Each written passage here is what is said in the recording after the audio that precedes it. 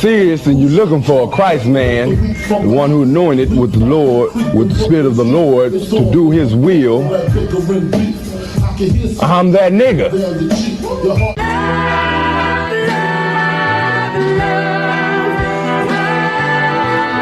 One West, 125th Street. Look, y'all put y'all faith in presidents like they gon' change this country. Run the league and let y'all play cause y'all gon' make 'em money. Fuck Obama, he ain't come here on cargo. American honor don't lack no soldiers. For the spirit of the Lord, we don't lack no soldiers. You understand me? Same. Black, Hispanic, Native, they hate y'all as the same. Hate Christ in they image, hate you as a slave. God ain't all love, scriptures say he hate. African soft niggas, they know we not the same. School to prison pipeline to get you off the streets. Put you in the cell toilet connected to the sink. Molested as a kid, she prostituted as a teen. The byproduct of Martin Luther King dreams. They just took the yoke off, my nigga, we ain't free. We living bleak in these wastelands of poverty. If you don't know the truth, then the lies sound promising. Prophecy, gift and the curse. Dylan started killing, they was sitting in church. Black folk forgave him, man, this shit is absurd. You should never love your enemy, that shit ain't gon' work. Yeah, fuck dying on your knees, you better die in glory. Man, I joined the UPK, taught me the art of warring. I took a nigga life like mine to be recognized. I feel that pain every day, it can't be reconciled. Pops banging, my sister a prostitute. My brother got life, and somehow I still found the truth.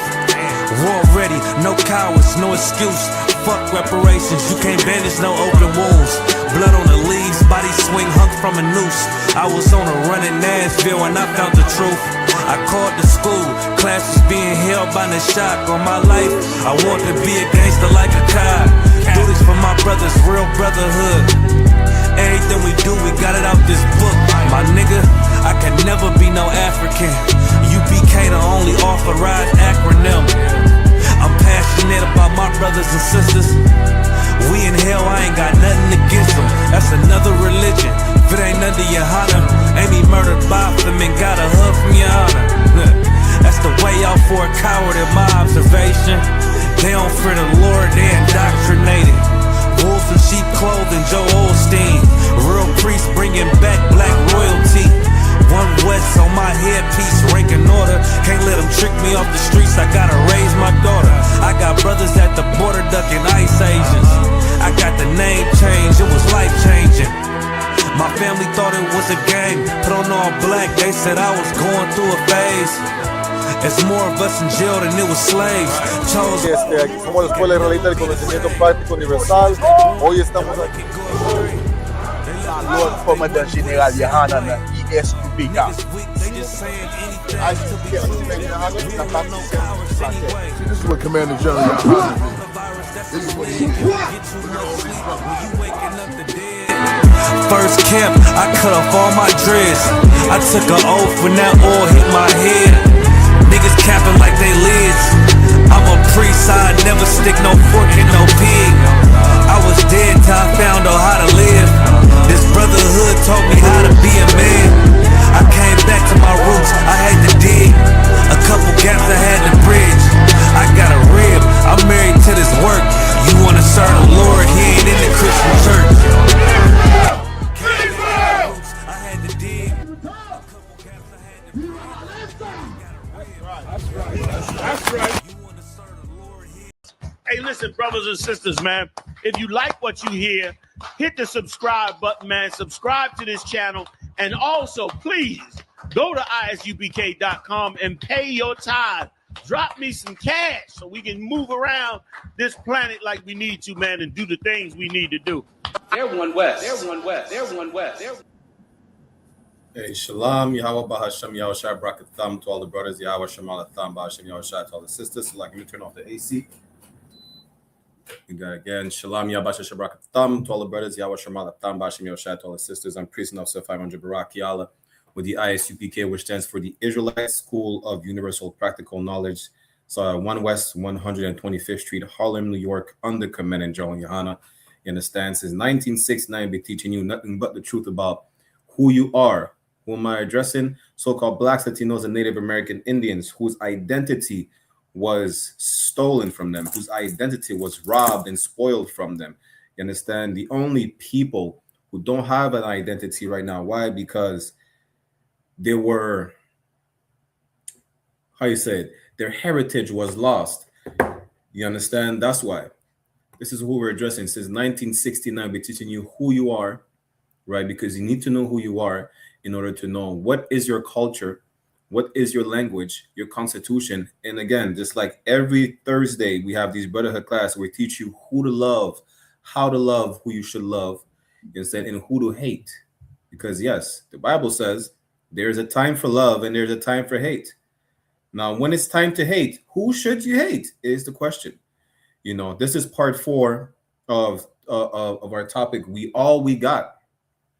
You know, in these perilous times that we're in and that are about to get worse, we're about to see how really we are all we got. Who's we? So-called Blacks, Latinos, Native American Indians, men, women, and children. We're all we got. We cannot rely on anybody else but our own people. You understand? And a lot of us are realizing today, right, that really there is no way we can rely on anyone else but us. How are we realizing that? The harshest way possible. Have you seen the what do you call it again? The result of a trial of Carmelo Anthony?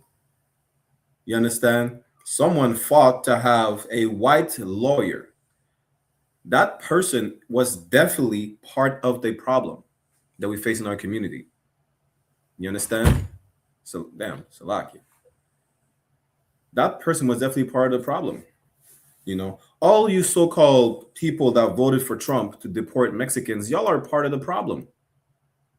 You know, you foundational Black American, right, who hate Haitians and Jamaicans and Latinos, regardless of their skin complexion, y'all are part of the problem. And this is what we understand tonight, that we're all we got. We better start relying on each other. The Bible says, gather together, O nation not desired. You understand? Y'all better start joining one another, gathering together. You're going to have no choice but to do so. You know, like we brought out last week, we weren't able to bring out these precepts, right? But how many of y'all that grew up in the city know how to grow tomatoes? How many of y'all? You're going to have to rely on the Mexicans. They know how to grow fruits and vegetables. You're going to have to rely on the Mexicans.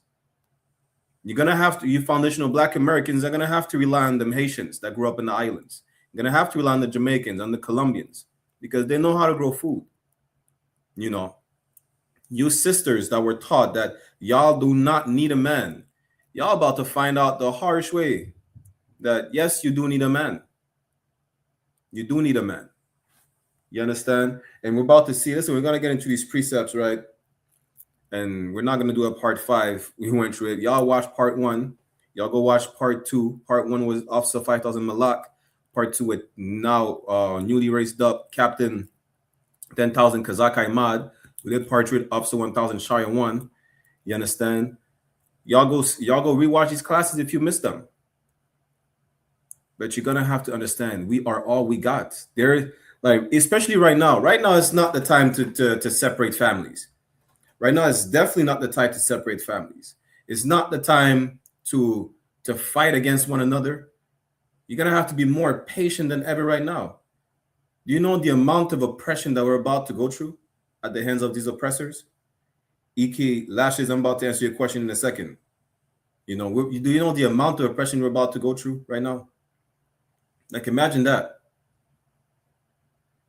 Then we're going to have to see, we got to have no choice but to be patient with one another. Have no choice but to rely on one another. Men is going to have to rely on women. Women is going to rely on men. All 12 tribes are going to have to rely on one another. Ain't no choice. And this is how you know. First of all, you need to know who you are. So-called Blacks, Latinos, and Native are one and same people. We're the same blood, one family. We are the 12 tribes of Israel, the Israelites, the real biblical Jews of antiquity. That's first and foremost. Because just like any other nation, they could rely on their own people because they know who is their people. The whole Muslim world relies on their people. All Arab countries supported Palestinians. as they should. They're Arabs. You know, Africans are supporting other Africans about kicking out white colonialists. They should. They're Africans. The Hawaiians are supporting the Tongans and the what's the other people over there that look like The Rock, right? All these so-called Polynesians, which are really Japhites according to the Bible, they support one another as they should. It's their own people. But it's time for us to support one another. It's time for us to look at a Haitian like, yo, you know, I'm going to have to rely on them regardless. Not because I'm in need, but because we're the same people. We should have to rely on one another. It's not even about, you know, being used, right? Because everybody's using a person. But we're the only people that is being misused by everybody else. You know? Like, how many of y'all are drinking juice right now? Orange juice, strawberry juice. I have strawberries in your grocery stores and all types of fruits or vegetables. That's because y'all are misusing Mexicans. Y'all are misusing Latinos. You misuse the Native American Indians. They taught the settlers to come over here and to not die of hunger, to not die of thirst, to not die of goddamn cold. What y'all do in return? Y'all committed a genocide on Native American Indians. What you do in return when the Mexicans are making sure you have fruits and vegetables in grocery stores, you deport them. And you listen, do you know how many unalivings there are in ICE detention centers? And now I think they just passed a law where they're not going to report any more of the unalivings. Anyone passing away, they're not reporting it no more. While they make sure you have food in your grocery stores. You understand? Are you happy to have Chicago? You're proud to have Chicago? Chicago's a beautiful city. Chicago is one of the richest cities, right? Well, guess what? A Haitian man founded Chicago. What y'all do with the Haitians? Y'all call Haiti a shithole country and you deport all the Haitians. We're about to get into it where, you know, we're going to have to rely on one another. And there's not going to be a choice. You understand? We're going to have to learn how to forgive one another. You know, we're going to have to suffer one another. We're about to be in a different type of oppression like never seen before. Y'all better listen. Y'all better be patient with that woman of yours. Y'all better be patient with your children. You women are better be patient with your men. Y'all better be patient as brothers and as sisters. You're going to have no choice. You understand? But real quick, right? I see 2 questions, which I'm going to answer real quick. Why say women need men the hard way? I didn't say women need men the hard way. That's not what I said. But they're going to find out the hard way that they need a man. Yes, let me get the precept, right? Since you asked the question. Both of y'all asked a question, as a matter of fact. I'm going to get the precept where women are going to find the hard way that they need a man. Bear with me 1 second. Bear with me 1 second.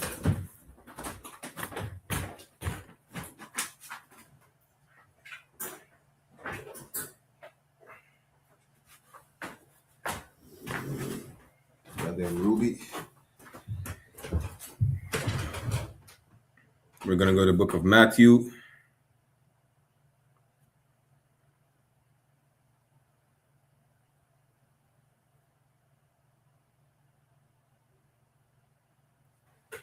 Matthew chapter 12, verse 29, and Ecclesiasticus chapter 36, right? Matthew chapter 12, I say verse 29. Let me share my screen. In Ecclesiasticus as well, in the Apocrypha. Chapter, what I said, 36. We're going to start at verse 24.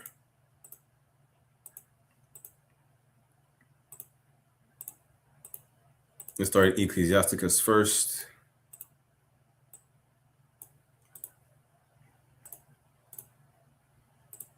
So we're just so y'all know, we're live on I.S.U.P.K. Toronto, Montreal, Boston, and IET on YouTube, and I.S.U.P.K. Montreal in Canada on Facebook, and Barack Yalla UPK on Bigo. If y'all want to see the screen, y'all go to the YouTube channel. This is Ecclesiasticus in the Apocrypha, chapter 36, verse 24. He that getteth a wife beginneth a possession. You understand? He that gets a wife beginning a possession, meaning what? You belong to that man. You understand? And it's not just belonging to a man. Don't get it twisted, right? It's not just belonging to a man. When you buy something, when you own something, when something is passed down to you, what happens? You are responsible for it. You understand? And I know it can sound confusing. It can sound, a lot of people say it's what's the word again? Misogynistic. It's really not. You know, that's really out of love. And I pray you understand. Let me get you real quick and then we'll get back to it. Proverbs. And y'all gotta understand how us Benjamites, West Indian people speak when I'm bringing to you Proverbs before we get back to Ecclesiasticus, right? Proverbs chapter 18, verse 22. Proverbs chapter 18, verse 22 says this: whoso findeth a wife findeth a good thing. Listen, this is the way us Benjamites, the tribe of Benjamin, you know, the West Indians speak. Like, yo, this is my thing right there. She's my thing. You understand? That's biblical. It says, whoso findeth a wife findeth a good thing. You understand? Meaning what? Listen, he's looking for one. Just like any man is looking for a woman. The sex is marriage. Once you look for that woman, you find her, you lay down with her, that's your wife, you find it a good thing. The Lord said that it's not good for a man to be alone. He needs a helpmeet, meaning a good help. You understand? That's the old English word. Meet is good. You know, he needs a good help and obtained favor of the Lord. You find a good thing, yo, that woman, she's you obtain favor of the Lord. The Lord blessed you with that woman. And don't think because you obtain favor of the Lord, right? Because Adam did, he got Eve. Don't think you're not going to have to argue with that woman. Don't think marriage is just sex is marriage and that's it. No, marriage is work. Marriage is work. You're going to have, like, who said it? Manager YAHANNA said this Monday. If you're ready to work on that marriage, don't get married. If you are a lazy man, do not get married at all. Don't. You understand? Do not get married at all. You're not ready to work. If you're not ready to work out an issue with your woman, do not get married. You're not ready for that. You understand? He's so fine. It says again, whoso findeth a wife, find a good thing and obtain favor of the Lord. SHALAM. You understand? That's what you need to understand. So even then, when it says in Ecclesiasticus 36:4, just to answer your question again, right? It says, he that getteth a wife beginneth a possession. When you are passed down a possession, when you are passed down something, when you are passed down or you buy anything, you know, that thing that belongs to you now, you are responsible for it. Don't think, yo, you see, there's two ways of looking at it. There's taking care of something and not taking care of it. Either way, it belongs to you. You understand? A help like unto himself, like I said, Eve was a helpmeet, a good help unto Adam. That wife is a help to you. She's supposed to help you. You know, y'all gonna go through thick and thin. I'm gonna get to your question again, beauty. And a pillar of rest. But this is the part where women are gonna learn the hard way that they're going to need a man. Right? This is the part. I just give you the context real quick. That whoso getteth a wife beginneth a possession. Right? Now, verse 25. Where no hedge is, there the possession is spoiled. Do you know what a hedge is? Well, beauty and the other person who asked the question, a hedge is like a fence. A hedge, y'all look up the movie, I think it's a kid's movie, it's called Over the Hedge, right? A hedge is like a fence.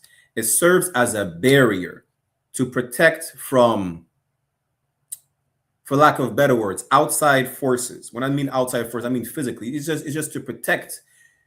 Really, it's like a barrier, and the barrier serves to protect anything from going out into a dangerous zone, as well as anything dangerous from coming in. That man is the hedge or the protection of that woman. Where there is no hedge, where there is no protection, the possession is spoiled. It's up for grabs for anyone. You understand? Anyone could take that woman. Anyone could ravish that woman any type of way. And if you have children, good night. We are in a time. Listen, we're in a dangerous time where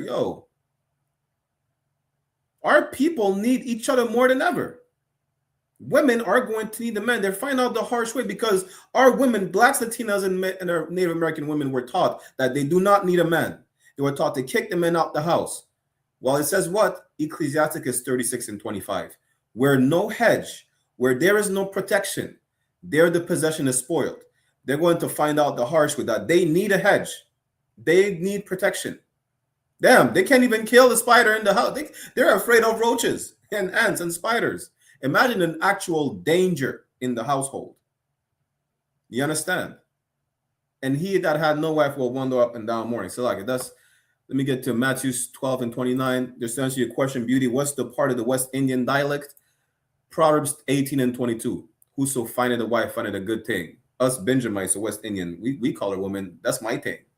My woman is my thing. You understand? And that's biblical. Now, Matthew chapter 12, verse 29.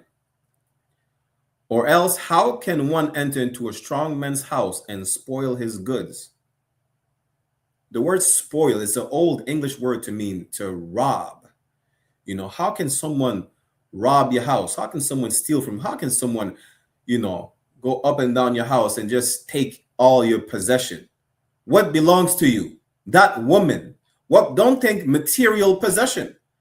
That, when I said Proverbs 18:22, that woman, she's my thing. She belongs to me. Those children are mine. You understand? They're my children. It's my family. Think more so like that, not just a TV. Good. Take the TV, goddammit. Lord be with you, because Ruby's in my Shamar dog is in the building too. But the point is this: don't think more so material, right? Think more so, my family, my wife, my children, or wives if you have more than one. Think so like that. My people who can come into my community. That's why our community we have so many, they call it, they coined the term YN, young niggas. We why? Because they lack a male or a father figure. It says again, Christ said, or else how can one enter into a strong man's house and spoil his goods, except he first bind the strong man? Our women are in danger. Our children are in danger. Why? Because there is no man in the house. There is no black man in the house. There is no Latino man in the house. There is no strong native man in the house to protect those women. You know how many native women go missing every day in Canada, throughout the Americas?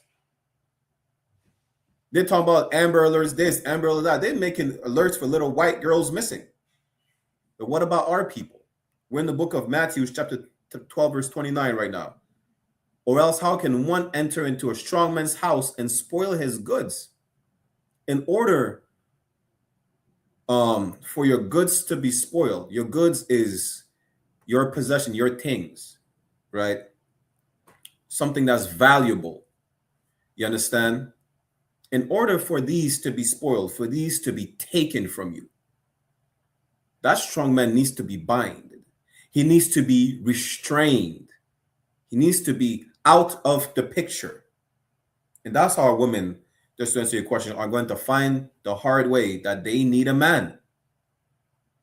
And when they need a man, they need a strong black, Latino, or native man. You cannot sleep outside your race. Let me finish the verse again and then we'll move on, right? And I hope I pray I answer your question. Matthew chapter 12, verse 29. Or else how can anyone enter into a strong man's house and spoil his goods? How can anyone come and rob you of your goods, of your possession, of your woman, of your children, of your family, of your people? Except he first bind the strong man. The first step is to get rid of that strong man. The first step is to move the black men out of the black household, the Latino men out of the Latino household, the Native men out of the Native household. And when I say black, Latino, and Native, it don't matter if they marry to a black, Latino, and Native woman, because they are the same people. I'm just using these terms for whoever, to understand just in general. That's why I'm using these terms. But really, they are Israelites. Israelite men removed from the Israelite household. That's how they're able to destroy Israelite families. Right? Except he first bind the strong men, and then he will spoil his house. That's the first step. First of all, you need to remove that protection. That man, as we just read in Ecclesiasticus 36 and 25, he is the protection of the household. He is the hedge of these possessions. He protects the family. You understand? Once that strong man is out of the picture, then and only then the family could be robbed. The family could be spoiled. The woman is in danger. The children are in danger. Why? Because there is no protection. There is no man that's there to protect them. And that's how our sisters, black, Latina, and Native, are going to learn that they need a man. They need that protection. They need that hedge around them, to protect the children. There's not going to be any time for you to argue about, I don't want to share my man. Listen, you're going to need what you call food on your plate. You're going to need food on your plate. You ain't going to have time to worry about if to argue about not wanting to share your man. You ain't even going to have that thought on your mind. You're going to want to feed your children. Y'all go watch the lecture Commander YAHANNA did last year in Midwest Fire Weekend, right? Where do we go from there? He said, a lot of y'all think y'all really badass, right? A lot of y'all think y'all gangsters and thing, right? Imagine this. It's easy for anyone to pull a trigger. It's easy for anyone to take a life. You know what y'all not ready for, though? Especially when there's less consequences that come with it, because it's about to come a time where consequences are not going to be enforced like they are today. But what you're not ready for is y'all not ready for seeing one of your loved ones, especially a young one, die in front of you. Not even about someone taking its life, but die of hunger because you can't feed them. Why? Because you were too busy arguing about you can't share your man. You don't want to share your man. You're too busy arguing about, well, that nigga ain't shit. That nigga that will bring that food on the table, he ain't shit. I don't want to be with him no more. You're too busy about, you know what? I'm going to kick that woman out the house because for whatever reason, there is no grounds for you to divorce that woman unless she commits adultery. But because she hit you across the head with a frying pan, now you're like, you know what? Out the house. Or because she argues too much. For whatever reason, she stink. I don't care. I don't know. The point is, you're gonna have to stick with one another. It's gonna be a harsh time where you're going to have to stick with one another.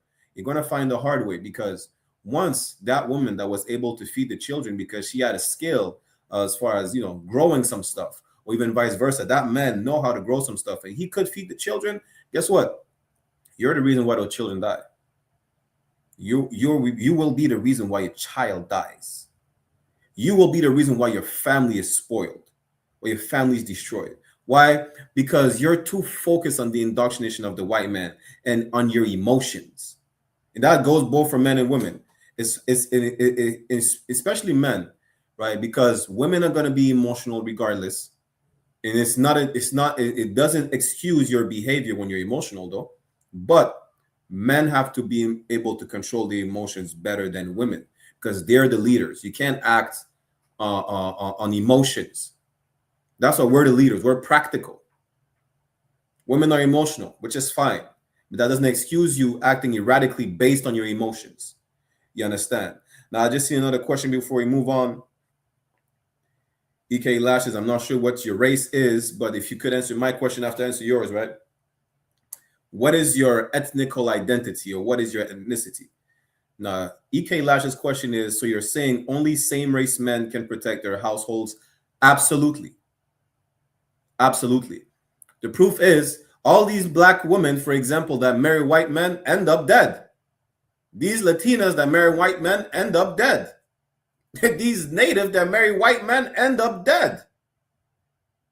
And I'm not even speculating. That's a fact. Y'all could look it up. That last sister, she went on a trip to Tanzania with this bald white man. She ended up dead, and it says she unalived herself. This sister in Colombia, she went on a Tinder date with this white man. She got found in pieces, literally chopped in pieces in his suitcase. All these missing and murdered indigenous women, damn near most of them are being kidnapped by white men. Pocahontas is a perfect example. Pocahontas existed. She's a true historical figure. She got kidnapped and she was underage. You understand? She got sex trafficked. I think they still have her body in England. We're not just speaking on, yeah, you know what? The hell with these other nations. We have laws in the Bible. Israelites are not to mess with these other nations. Not any of them. You understand? Now let's move on, right? Again, like I was saying, we are going to have no choice but to rely on one another. Let me get that precept real quick, right? Y'all seeing how our people today are being oppressed more than ever. And it's about to get worse. We spoke to a sister yesterday, and she was an older sister, right? She was saying, yo, damn, she feels like we're in a worse time than Jim Crow. Why? During the time of Jim Crow, not only we had no choice but to separate, which is amazing, because segregation was not even that bad when we look into it. Why? You know what? Our people complain that they cannot go in the same swimming pool as white people, drink from the same water fountain as the people who kiss their dogs in the mouth, and use the same bathroom as the people who don't even use wash rags, who let the water drip down their leg. That's crazy. We complain for that. Now, you know what happened then? After integration, we get a young black man that was convicted of murder and got 35 years. He was convicted by an all-white biased jury, and with a judge and DA that was friends with the family of the so-called victim, who was really a perpetrator. Right? That's what integration got us. Integration got Carmelo Anthony 35 years. Integration is the reason why the brother Cyrus got gunned down by some Chinese that we decide we wanted them in our neighborhood as well. That's what integration got us. Segregation was not bad at all. And our people are going to realize more than ever that we have to separate from every single heathen. As a matter of fact, let me get that real quick, right? We are to be a separate nation. You understand? We are to be a holy people. That's what it says. Holy in the Hebrew is quadash, meaning separate. We are to be set apart. The Lord never meant for us to be joined together with everybody. Not even us, any nation. The Tower of Babel got split. The Tower of Babel is a perfect example of integration, a melting pot. The Lord said, hell no. The Lord flooded the earth because of interracial marriages. So what makes you think we were supposed to integrate with everybody? You understand? Let me get that real quick, and then we'll get a revelation. We go to Leviticus, what is it, 19?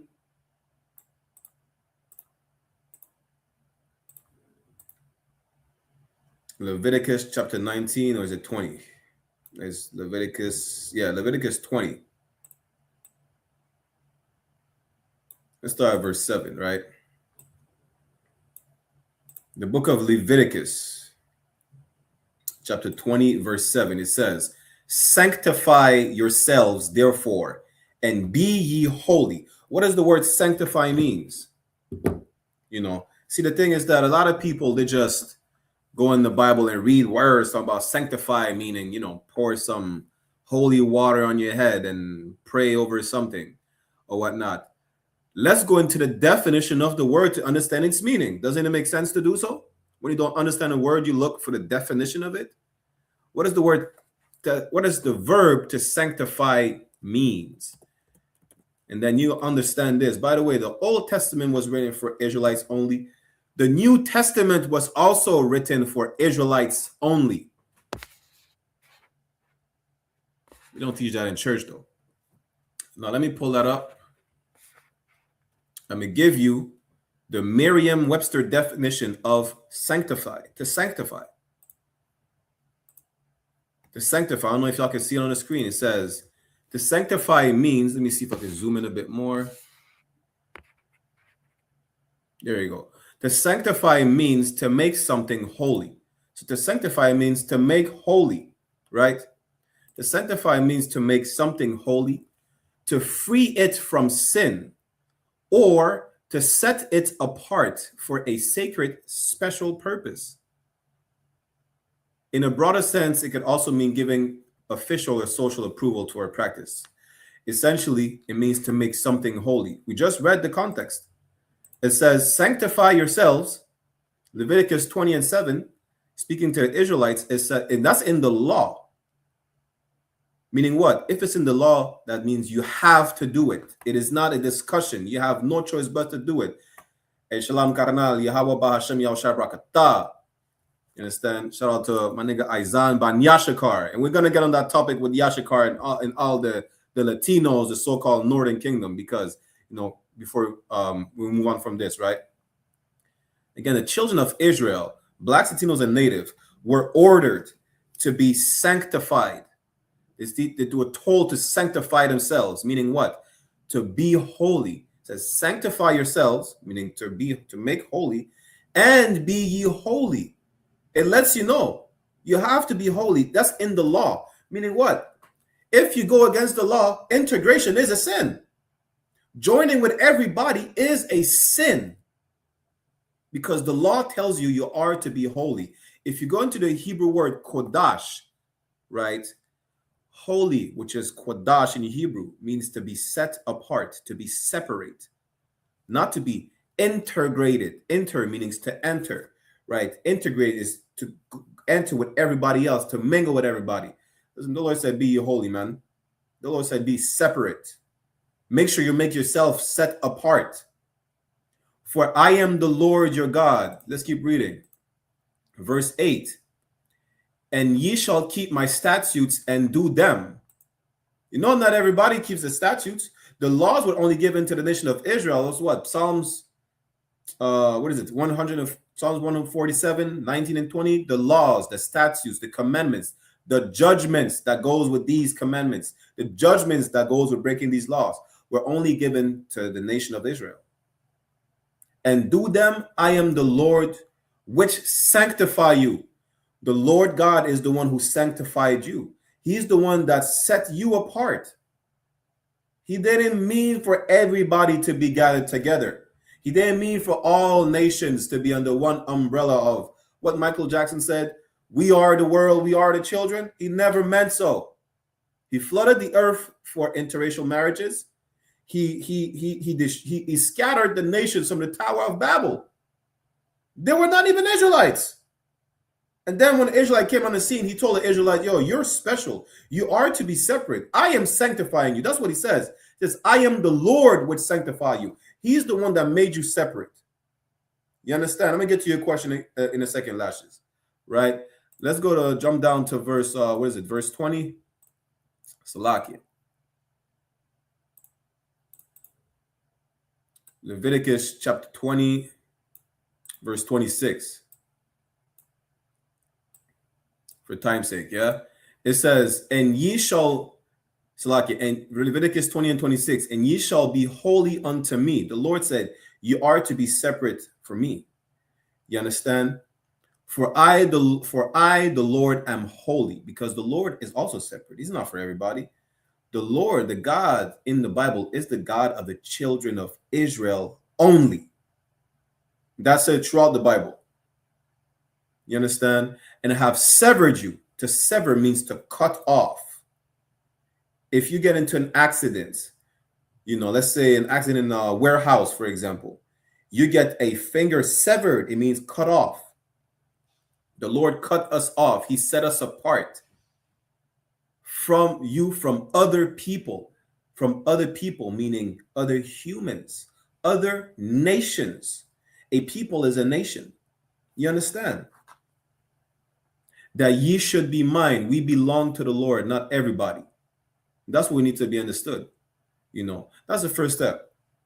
segregation was not that bad. Segregation is the law. We are to be set apart, separate. You understand? Now let me get to the question real quick. So what do you stream most? Listen, we teach the truth on all platforms. That's what we do. We teach Blacks, Latinos, and Native American Indians. They're the real biblical Jews of antiquity, and that is more, and that with that identity come a structure, a way of life, a moral code that needs to be followed to the T. There's a blueprint to fixing our community. First and foremost, the first instruction is, well, the first step of fixing our community is to know who we are. You understand? Trying to say, so you're saying we shouldn't integrate with other groups at all? When I say we shouldn't integrate with any other groups, I'm talking specifically for my people, the so-called Black, Latino, and Native, the Israelites, should absolutely not integrate. It goes against the law. We just read it in the law. The law says that we are to be holy. It speaks to the Israelites. Blacks, Latinos, and Natives are to be set apart from everybody else.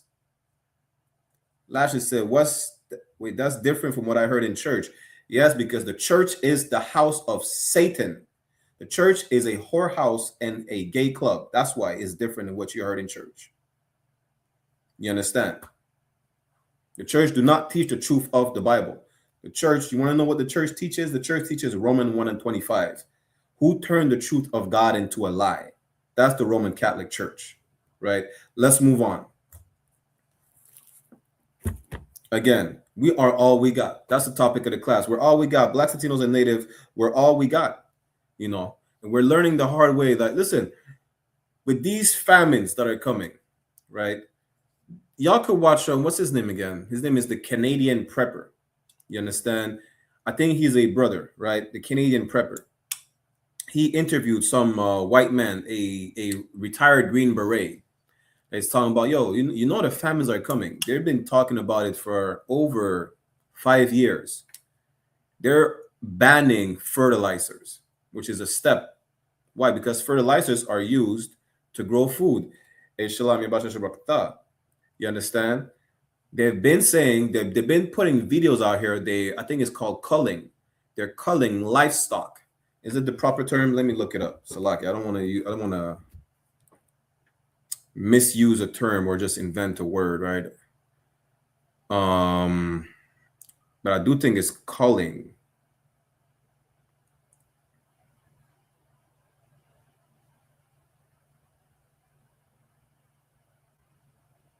Yeah, it's culling livestock, whether it's sheep, cattle, anything, right? They're culling, meaning they're killing a lot of them. You know, damn, there is a new plague. Apparently, there is a new plague that is infecting Texas beef. It's called the screwworm. Famines are coming. Because if there's so much beef infected, you're not going to take a chance. They're going to cull all these beef, cull all the cattle.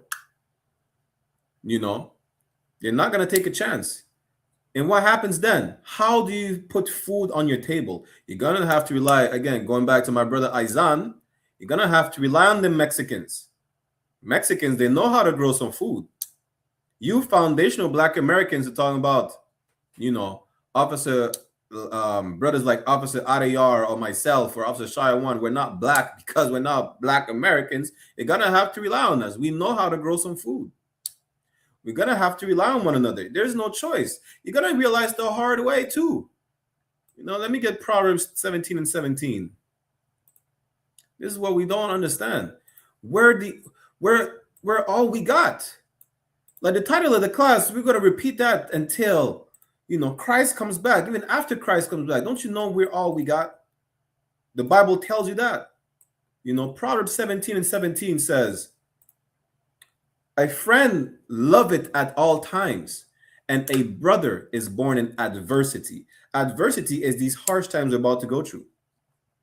You know, is these harsh times. Listen, these white supremacists are getting bolder and bolder and bolder. Like I said, women are going to learn that, damn, I need that man in the house to protect me from these white supremacists. I need that man in the house to protect me from these East Indian sexual deviants. You know, I need that man in the house. You got them Trump supporters are going to realize, you know what? I need I need to rely on the Mexicans because I don't know how to grow lettuce. I need to rely on them Haitians because I don't know how to grow rice. I need to we are to rely on one another. I need to rely on them natives because they know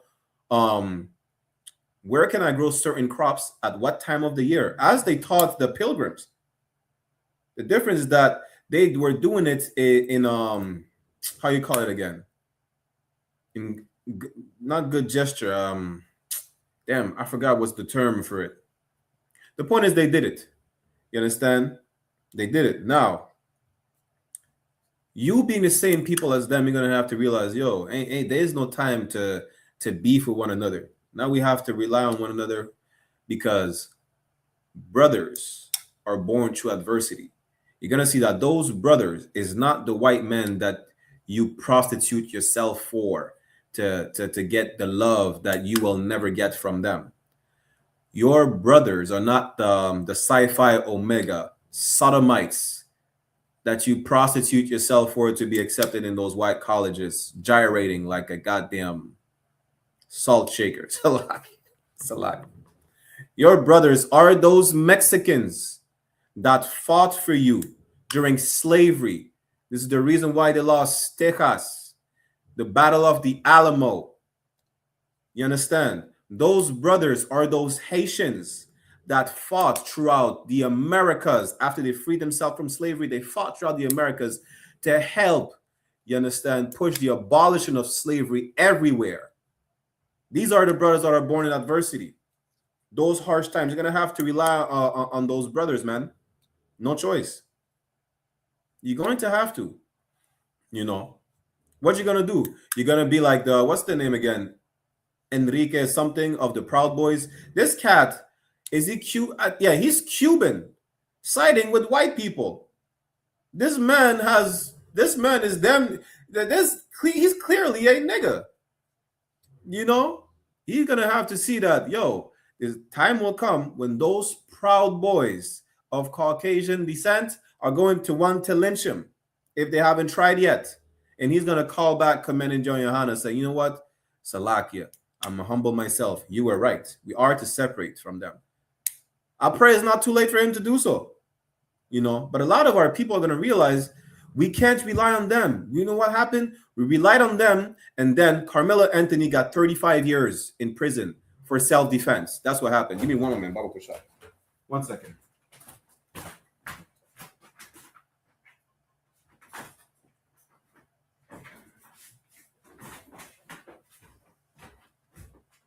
Salakia. We're going to see that we have nothing but each other to rely on.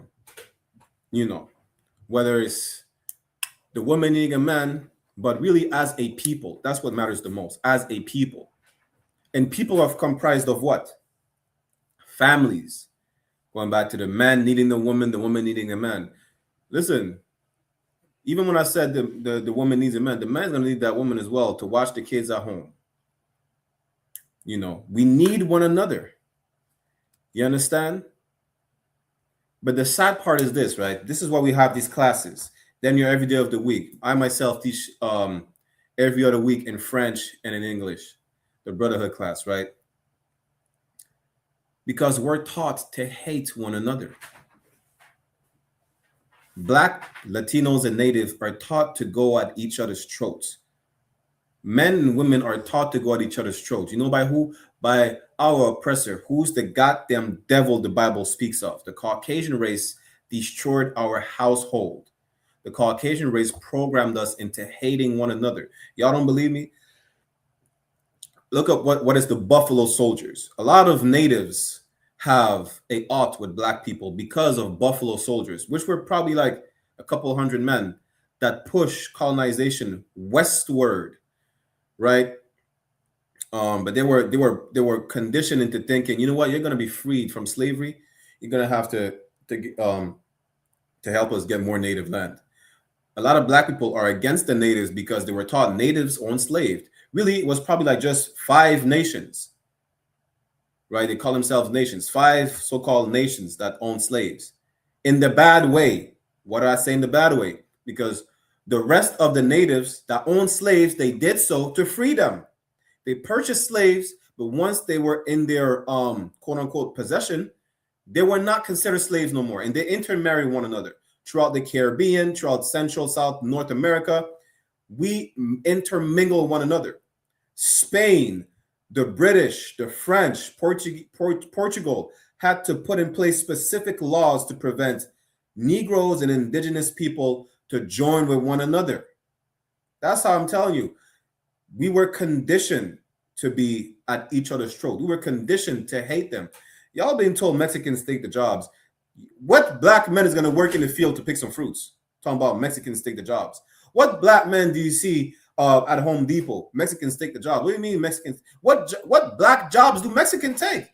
The white man was not giving you jobs even before this. They were giving the Mexicans jobs. What do you mean? You see, this is just propaganda that's being pushed to make sure you hate one another and you don't gather together. Let me get this real quick. This is the book of Revelation, like I was saying, right? Revelation chapter 12, verse 12. Therefore rejoice, ye heavens, and ye that dwell in them. Woe to the inhabitants of the earth and of the sea. Again, this is a metaphor, and the whole book of Revelation is a vision given by John the Revelator. You can't read everything, right? And I'm going to get to y'all in the comments in a second. You can't read every single thing in a literal sense as it's a vision. You understand? Even in Revelation 12, when it talks about a dragon, it's talking about our oppressor. That woman that is talking about, it's talking about the nation of Israel. You understand? So when it says Revelation 12 and 12, therefore rejoice, ye heavens, and ye that dwell in them. Woe to the inhabitants of the earth and of the sea. The sea is just a old term for like a sea of people, a population. You understand? For the devil is come down unto you. That devil is our oppressor. Our oppressor is going to come down on us. Just like you see how a bird of prey, like an eagle or a hawk, dives down on a prey. That's how our oppressor is coming down on us. You understand? He dives down. Let me see if I can find a quick clip, right? For those, again, on the Beagle, if you want to see the clip, y'all go to the YouTube channel. Well, now I'm going to show you a clip of a bird of prey diving down.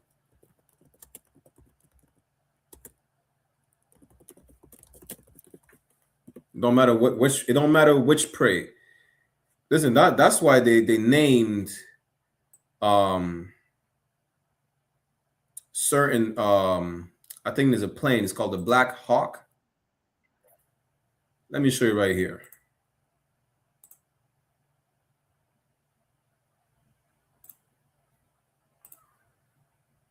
Bear with me one second. Let me play this quick clip.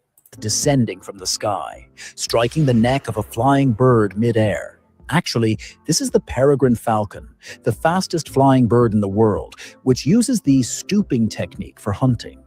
It first soars to great heights in the sky, then dives toward its prey. You see how it's diving like a goddamn missile?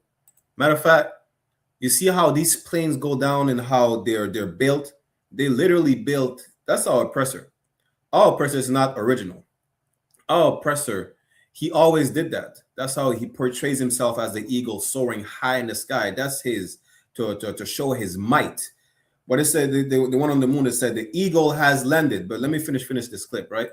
During the dive, it reaches speeds of up to 390 kilometers per hour. At this I'm gonna stop it right here. That picture that and now apply it to this precept which I'm reading for you, right?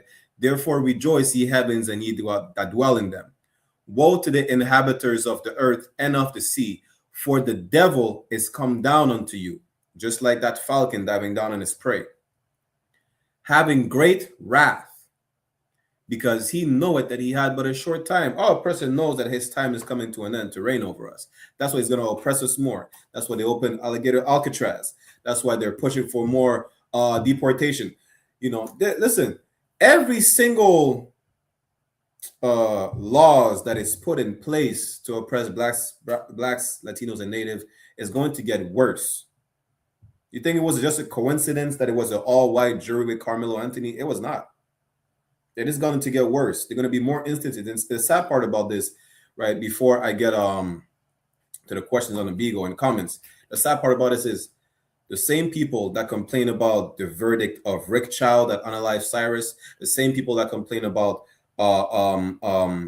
the outcome of Carmelo Anthony, they're going to go to church, worship white Jesus, which is really Caesar Borgia. They're going to go to church this Sunday. They're going to light up the grill and light up some fireworks on 4th of July.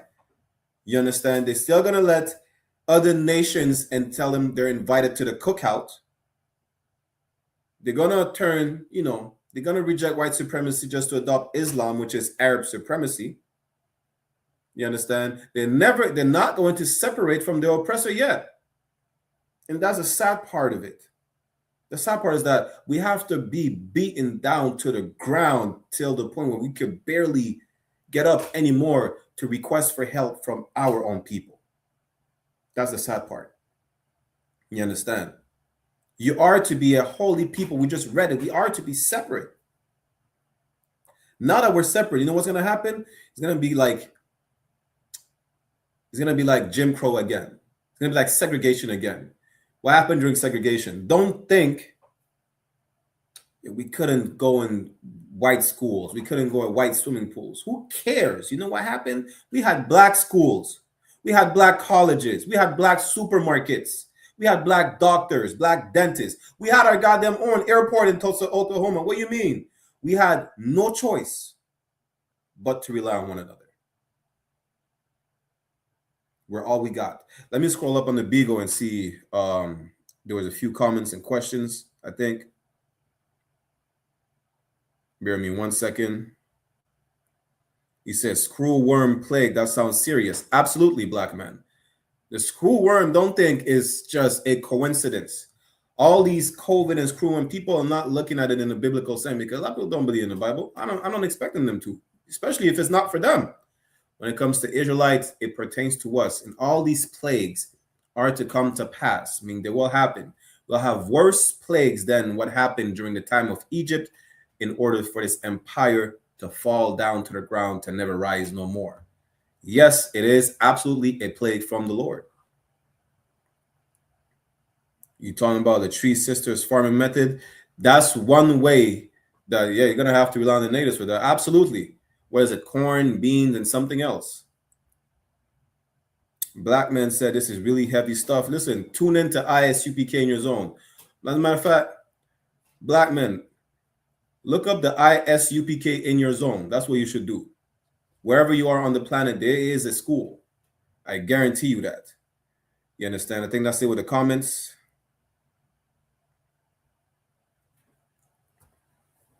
You understand? Any questions or comments on the Facebook, YouTube? Make sure y'all type in your questions, your comments. And of course, if you want to contact I.S.U.P.K in Montreal or I.S.U.P.K Toronto, I'm going to put the link in the chat. I'm going to put the phone number. The phone number for Montreal is 438-816-2578. Again, it's 438-816-2578. For Montreal, and for Toronto is 647-793-7844. 647-793-7844. Don't hesitate to call these numbers or to contact the I.S.U.P.K, the Israelite School of Universal Practical Knowledge in your zone. ASAP. Lord Rakash, Shalom, Shabakata. What's I.S.U.P.K? I.S.U.P.K is the only hope that blacks, Latinos, and Native American Indians have.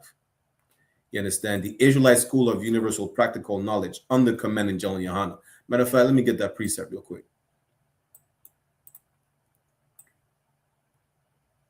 What is it? Ezekiel 11 and 16. This is I.S.U.P.K right here. People say I.S.U.P.K is not in the Bible. I.S.U.P.K is absolutely in the Bible. Ezekiel chapter 11, verse 16. Therefore say, thus said the Lord God, although I have cast them far off among the heathen. Why? Because the nation of Israel has been cast off throughout the four corners of the earth amongst the strange nations, the non-Israelite nations, as a temporary punishment for their transgression of disobeying the law. What law? One of them we read that we are to be holy. That's in the law. We are to be separated. We are to be what you call segregated and not mix with anybody. You understand? And although I have scattered them among the countries, yet will I be to them as a little sanctuary in the countries where they shall come. That's why you have I.S.U.P.K. Boston with Lord Rakar that you see right here, Officer 1000 Rakar area. You have I.S.U.P.K. UK. You understand the school is in Birmingham, 394 Lodge Road, Birmingham. I'm the Captain Karathia. You understand I.S.U.P.K. Montreal, I.S.U.P.K. Windsor, I.S.U.P.K. Puerto Rico, Mexico. We are everywhere to help our people, to gather them, to let them know they're the real Israelites, and the solution to their trouble is to come back to the Lord. That's the solution. Throughout these scriptures, you found out that whenever the Israelites transgressed and they were in trouble, the only way they were able to get out the trouble is to come back to the Lord. That we tried everything in this day and age, we tried everything but to go back to the Lord, and then we complain about outcomes such as the outcome of Rick Child, the outcome with Carmelo Anthony. All we have to do is come back to the Lord. And I pray no more incidents as these ones ever happen. But our people always had to learn the hard way, and that's sad to say. You understand? Because of the indoctrination that we are the world, we are the children, and we are, love everybody, and listen, trust in the white man. Good night. This goes in the topic again that we're all we got. Let's go to Isaiah real quick. Isaiah chapter 30, and start at verse 1. You're going to see what the trust in the white man did. Trusting in the white man in the shadow of Egypt. You know what that did? That got Carmelo Anthony 35 years. That's what trusting in the white man did to us. Isaiah chapter 30, verse 1. Woe to the rebellious children. Woe is an old English word that means destruction. What was destruction then? Was death. You understand? Woe to the rebellious children. Who are those children? The children of Israel. Woe to the rebellious children, said the Lord, that take counsel, but not of me. Why? Because the counsel of the Lord is to listen to the laws. Obey the laws and you'll be blessed. Obey the laws will be above everybody. Obey the laws and listen to what I say. That's the counsel of the Lord, but you're doing the total opposite of listening to the Lord. You're listening to the oppressor. You're listening to the white man that said, leave that black man. You don't need him. Go on Section 8. Go on welfare. You need to focus on your career. Go abort these babies and become a living graveyard. That's what the white man told you. Woe to the rebellious children, said the Lord, that take counsel, but not of me, and that cover with a covering. What is a covering? That's the same thing that Adam and Eve did. They covered themselves with the culture of these other nations. The trees in the garden were just other nations, but that's a whole other class, right? They cover with a covering, meaning they protect themselves. That's why you use a covering. Picture, what's it called again? A blanket. You cover yourself with a blanket to protect yourself from the elements, to protect yourself from the cold, right? Well, you covered yourself with the covering, but not of my spirit, not with the spirit of the Lord, which is following the law. And that's how the Lord is a buckler. A buckler is a shield, protection. You understand? You didn't cover yourself with that protection. You covered yourself with what? That they may add sin to sin. You covered yourself with something else than the Lord. Verse 2. That walk to go down into Egypt. If it's not of the Lord, just know it's wrong. that's the point. If it's not the covering of the Lord, it's the covering of these other nations. Now it says that walk down into Egypt. Egypt is a Greek word. Egyptos really means house of bondage. Bondage means slavery, your captivity. You covered yourself with the covering that the white man gave you. Voting, false hope, Christianity. And don't think it's just the white man. Every single heathen. Pan-Africanism, Islam, Buddhism, Confucianism, or whatever nonsense they teach you about. In Hinduism, you do wrong, you die, and then you come back as an ant or some dumb stuff, right? That's nowhere in the Bible. That's nowhere in your culture. You listen to every other people but your own. You listen to every other power but your power, which is the ultimate power. You know how I know these nations don't have no power? During COVID, East Indian prayed to the elephant gods, and elephant gods couldn't cure COVID, and a million Indians died, and they all started throwing their gods away in the river. That's what that happened. Why? Because they couldn't cure COVID. Because our God is a living God. Their God is a statue of an animal. It's a transgender animal. Imagine that. And they said, well, damn, how are we not able to cure COVID in East India? That's how. Because you worship good night. I don't even know what they worship. They worship rats, monkeys, and all types of stuff. Muslims, they're no different. You know, they make you think their God has power. Their God don't. The God don't have the power of the God in the Bible. The God in the Bible is the only true God, meaning power. You understand? And that's what happened when you don't cover yourself with the covering of the Lord. You cover yourself with the covering of these other nations, which is their philosophies, which is the false hope that they gave you. Makes you think, you know what? Maybe I could fight white supremacy by adopting Islam, which is Arab supremacy. Maybe I could fight both of white and Arab supremacy by adopting Pan-Africanism, which is African supremacy. All skin folk is not kinfolk. We're not goddamn Africans. You understand? We're Israelites, and our supremacy is in the Bible. Let me keep reading. Isaiah 30:2. That walk to go down into Egypt. And I'm going to get to the point where how does it relate with Carmelo Anthony? That's how. And have not asked at my mouth to strengthen themselves in the strength of Pharaoh. Do you know? I think it was a family member of Carmelo Anthony that suggested a white lawyer. You know how many black people, they refuse to be on the jury in fear of what would happen if the verdict would come out that he's not guilty, or even if he's guilty. If they would side with Carmelo Anthony, they feared what would happen to them and their family. You understand that, right? Our people fear the white man more than they fear the Lord.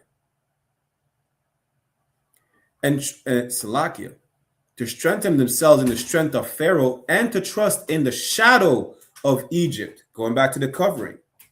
You covered yourself in the shadow of Egypt. You know what you do when it's too hot, you understand, and you sit into the shadow of a tree? You know why you're sitting in the shadow of a tree? Because you cover yourself with the shadow of that tree for protection from the elements, for protection from the sun. It's too hot. You need to be under the tree, under that shadow for what? To protect yourself. Instead of trusting in the Lord to protect yourself, you trust in your oppressor. You trust in Pharaoh, modern day Pharaoh, which is Donald Trump, Emmanuel Macron. What's the name of the Canadian Prime Minister again? Mark Carney. You trust in your oppressor. Why? Because all he does is really, he's not even that strong. It's a make-believe. It's like what's his name again? The famous magicians, they make you believe they're strong. They're not. You know they did not win a war fair and square against the native, right? They had to poison them. They had to kill the buffalo. They could never fight the native hand to hand. You understand? They tricked the Mexicans. They tricked black people.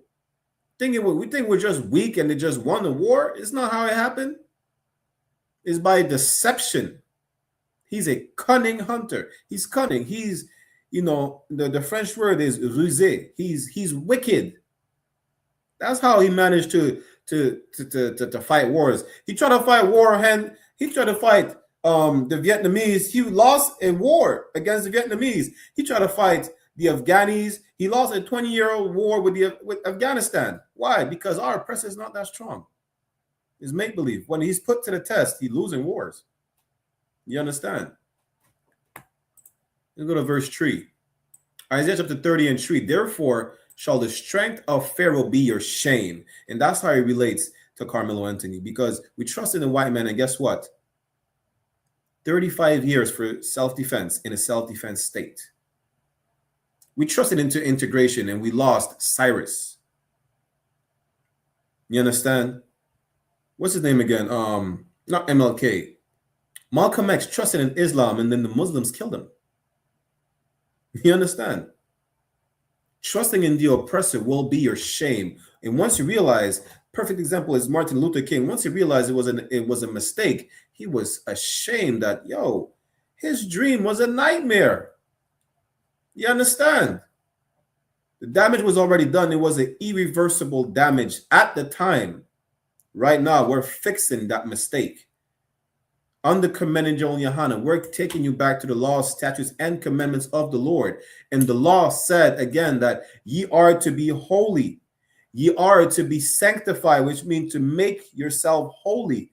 Make yourself separate. That's in the law. If you are for integration, you are a sinner.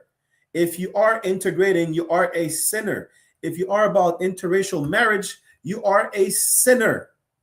And God hates sinners. God loves the sin and the sinner. That's not in the Bible. That's some made up stuff from one of those East Indians that worship elephants. Gandhi made that up. And Martin Luther King repeated that. And because he was a Baptist that goes to church to indoctrinate black people in the name of white Christianity and supremacy, y'all believe that it was in the Bible. You can't show me anywhere in the Bible that says God loves the sin and the sinner. God hates the sin but loves the sinner. You can't show me that anywhere in the Bible. I can show you the where it says God hates sinners. Because yes, God hates. Coley Love said, who's your oppressor? Every single nation that is not an Israelite. Caucasians, Africans, Arabs, Asians, East Indians, Hawaiians, Polynesians, Iranis, name it. They're all oppressing my people who are so-called blacks, Latinos, and Native American Indians. They all oppress Israelites. You understand? That's who the oppressor is, right? And how does it relate again? Let's go to Lamentations to pair that with Lamentations chapter, 4 and 17. And that's how it relates to Carmelo Anthony and all the similar cases. We're still looking for justice from an unjust people, knowing that really we are all we got. What's going to happen when the famine, going back to the famine comes? You're going to ask for the white man for what? What are you going to ask for the white man for? He can't even give, the white man say he's going to cancel food stamps. So you think he's going to give you a bag of rice? Like Joseph did to everybody when there was a famine in Egypt? And we're going to get to that just now too. You're going to see the same thing that happened in Egypt is happening right now. It happened throughout Egypt. It happened throughout all these other empires, the Roman Empire, the Greek Empire, the Persian Empire. I'm going to show you those same things happening right now. Why? Because blacks, Latinos, and Native, the real Israelites, are in captivity, and the Lord must set the stage to free them from captivity. You understand? Go to Lamentations, chapter 4, verse 17. It says, as for us Israelites, as for us, our eyes as yet failed for our vain help. Why do our eyes fail? Because I'm gonna tell you why it says right here. In our watching, we have watched for a nation. A nation. You understand? Meaning what? For a nation of people. That's what it means. A nation is another word for a race. In our watching, we have watched for a nation that cannot save us. What nation? Mainly the white man. We're watching for so long, expecting from help from the white man. You know what? Our eyes are failing. We can't keep our eyes open no longer. You understand? We're watching for the Arab nation to save us because, you know, they taught us to be Muslims to counteract white supremacy, and they can't. The Arabs hate you damn near as much as the white man. You understand? It's no different. Islam is not going to fix the black community. You know how we know? Because in Philly, they do Ramadan, and once they break their fast, they go out to sell heroin and shoot each other. Malcolm X became a Muslim in prison for protection. What do you mean? And then when he see that it was a mistake, the Muslims killed him. Let's read it again. As for us, Lamentations 4 and 17. Our eyes as yet failed for our vain help. In our watching, we have watched for a nation that cannot save us. You understand? We're always looking for outside forces as opposed to see what is in the house that could help. In the house, we are the only thing we got is us, relying on one another. No other nation we can rely on, ever. We tried that already. Pan-Africanism. You know how many black people were sent they made up Liberia, a country. Once they were in Liberia, the indigenous people of what is Liberia today, they went to war with the black Americans that were sent there. Why? Because they know we're not the same people. They know it. You understand? A lot of y'all are standing for Iran and Palestine and things. You know what? We understand because we understand oppression better than anyone else. But guess what? These people still hate you too. If these people were not bombarded by Caucasians, you think they would like you? They wouldn't. They wouldn't. There's a hierarchy in Islam. Even non-Muslim Arabs are higher in the Islamic hierarchy than black Muslims. Make you say what? You're watching for a nation that cannot save you. They're not going to help you. None of them are going to push for no drugs in your neighborhood. As a matter of fact, they're pushing more drugs in your neighborhood than you ever do, than you ever will. You think we marched with the Asians or whatnot. You know, we included the Asians in some civil rights march or whatnot. You know what the Asians did? They shot one of our sons for nothing. You understand? They used our plight. They used our pain and suffering to get a Stop Asian Hate Crime bill to set up shops in black and brown neighborhoods, to turn around and having some individual like, what's his name? China Max said he was forbidden as a Chinese triad, which is a Chinese criminal organization. He was forbidden to sell drugs in the Chinese neighborhood. He had to sell drugs in blacks and Latino neighborhoods. You understand? That's what integration got us. That's what trusting these other nations got us. We're realizing right now, you know, slowly, and it's sad to say we're realizing slowly because it's time like never before. It's been time like never before to realize we can't rely on these other nations. We all we got. You understand? These nations know they all they got. The Asian community realizing, yo, we messed up now. We're gonna lose all the money. Why? Because we are the product. We make everything great. This Asian, he took down his video talking about, yeah, I dare black people to boycott us. Black people started doing it. Some Asian is saying, yo, you know what? I'm losing money. Why am I being punished for the mistake of one Asian? We're not all the same. Yes, you are. You're all the same and you all hate us. That dumb Asian woman said, let me pull up the video, right? She said that we need to raise our kids right. It's our fault if Cyrus got unalived by Chow. It's our fault that he was innocent? That Chow is a racist? That shot him in the back multiple times? How is it our fault that an innocent black boy got unalived? Make that make sense. Let me get the clip, right? For time's sake, Salakia. Get the clip of that Asian woman. You understand? Bear with me 1 second. If you want to see the clip again, y'all tune into the YouTube channel, I.S.U.P.K. Montreal, Toronto, IIT, or Boston, or Facebook, I.S.U.P.K. Montreal or Canada. Add that to the stage. Thanking God that your black ass don't go into their store anymore to cause a muck. You black people with your black fatigue, okay? And what your people call niggerism. You see this whole Cyrus case and Mr. Chow? None of this would have happened if you raise your kids right. That little boy witnessed some of his business trying to steal water, okay? That niggerism attitude failed your kid. You hear this? And she's lying. She said Cyrus went into the store to try and steal some water. It was proven he had no water that he had even attempted to steal. He didn't.